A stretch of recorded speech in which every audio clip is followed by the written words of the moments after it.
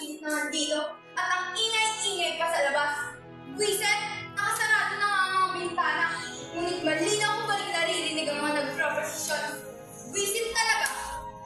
Bakit ba kasi ayaw kong sama ng walang iya kong asawa? Buwisit din siya eh. Nasaan na ba ang mga katulong dito? Esclavos! Esclavos! Aba, nariyan lang pala kayo. Paumanhin at hindi ko kayo napansin. Hindi man lang kasi magsalita eh. Ano ito? Bakit hindi kayo nagbibigay galang? Ako ba hindi nyo nakikilala? Ang musa ng Guardia Civil ay hindi nyo nakikilala? Aba, mga paslubang Indio, akalain mo hindi nagbigay galang sa isang alperesang si Doña Consolacion. Hoy! Hindi porket kasamaan ko ang iba sa inyo noon ay pwede nyo na akong ratuwing gaya ng dati. Hindi na pwede. Isa na akong Doña. Doña. Asawa na ako ng alperes.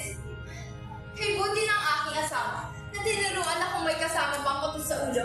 Wala nga lamang siya rito ngayon. Nasa isang piging. Ang walang iya. Ayaw akong isama. Bakit kaya? Gayong napakaganda ng kanyang asawa. Mas maganda at magarbo pa akong malamit kesa sa Maria Clarang iyon. Siya'y nagtatapis, samantalang ako'y hindi. Narito lang tuloy ako sa bahay, bagot na bagot.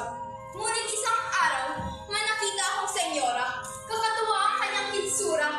Napakagarbong manamit at ang kapal ng kolorete sa katawan. Akala mo kung sino manamit eh, napakalaking bahod kahihiyan naman ang pasan. Akala ba niya hindi ko alam kung sino siya at kung sino ang kanyang mga kasama? Sinabi na sa akin lahat ng asawa ko iyon, kaya hindi ako matatakot sa diladlaway ng Donyang Victorinang iyon. Akalain mo sinabing niya iinggit daw ako sa kanya. Aba, asyumera, ako, maiinggit, ang kapal nga ng kolorete sa kanyang mukha. Nagmumukha